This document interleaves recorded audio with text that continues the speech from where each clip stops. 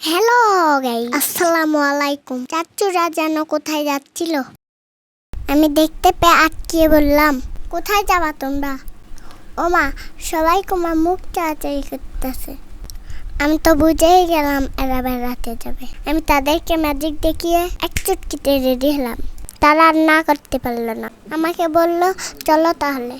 আমরা মোড় পর্যন্ত হেঁটে এসে দেখি আমাদের জন্য একটা মাইক্রো বসে আছে। দেরি না করে উঠে পড়লাম এবং একটানে মুসলিমগঞ্জ 26 ভাইয়ের দোকানে এসে বললাম, এই যে কাপড় দেখাচ্ছে এটা আজাদ মামা। আমাদের 3 নায়ের আরেকজন সদস্য ইসমাইল আর ফয়সাল 2টা গেঞ্জি নিল। দেখতেই পাচ্ছেন অদেশলার মতো নিয়েই গায়ে দিয়েছে। মিস্টার আঙ্কেলের দোকানে এসে কয়েকটা চকলেটের বায়না ধরলাম। পেয়ে গেলাম 4টা এল পেন লিবে। শাওন ইউপি অফিসে কিসের জন্য যেন গেল, তার আর ফেরার নাম নাই। অপেক্ষা করতে ভালো লাগছিল না, তাই ফ্রিতে রাস্তার মানুষদেরকে নাচ দেখালাম। তারপরেও শাওন আসছিল না। এতক্ষণ লাগে বলতেই সে এসলো। মাই চালাতে উঠে রকেটের গতিতে যাচ্ছি। আকাশটা মেঘলা ও আবহাওয়া ঠান্ডা হওয়ায় আমাদের 2টা অসুবিধা হচ্ছিল। প্রথমটা হলো এভাবে গাড়ি দাঁড় করিয়ে প্রকৃতির ডাকে সাড়া দিতে হচ্ছিল। আর দ্বিতীয়টা একটু পরে দেখবেন। এরপর পার্কের কাছাকাছি এসে দেখি একটা ভ্যান থেকে ক্রস করলাম। এই বাচ্চা 2টা আমাদের ভিডিও করা হা করে দেখতেছে। এদেরকে লাইক করার কথা বলতে বললাম। এরা দেখি নতুন ভাবের মতন লজ্জায় লাল হয়ে যাচ্ছে। এরা তাও লজ্জা ভেঙে একটা লাইক দিল। আর আপনি কেন এখনো লাইক দিচ্ছেন না? হ্যাঁ, চট করে 8-10টা লাইক করে ফেলেন।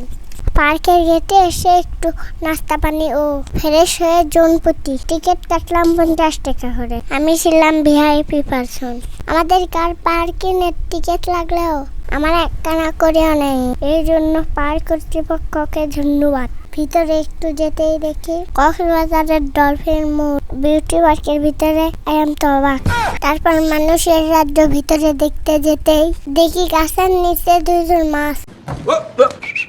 আমরা পানির ভিতরে থাকা কালারফুল মানুষগুলোকে দেখছিলাম।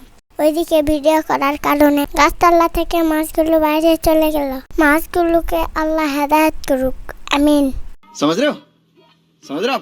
এরপরে এই ক্ষুধার্ত সিংহটির পিঠে উঠলাম, কিন্তু সিংহটা কিছুই বলল না। এই যে আদিবাসীর সাথে কয়েকটা ছবি তুলে উঠে পড়লাম তাজিংডং পাহাড়ে। এর উপর কিছু না থাকলেও ঠান্ডা বাতাসগুলোর কারণে ভালোই লাগছিল। একটু ফটোশুট করলাম, শাহরুখ খানের মতো পোজ দেওয়ার চেষ্টা করলাম।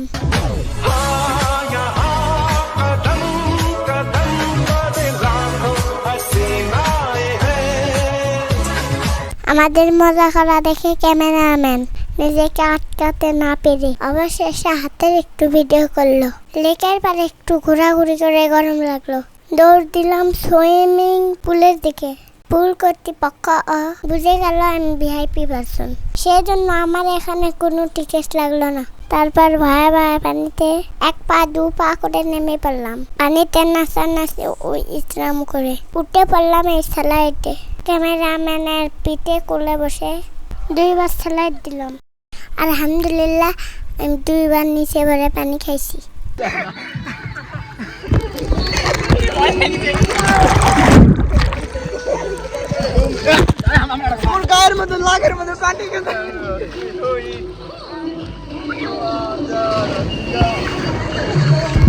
আগেই বলেছিলাম আকাশ মেঘলা ও আবহাওয়া ঠান্ডা হওয়ায় আমাদের 2টা অসুবিধা হচ্ছিল।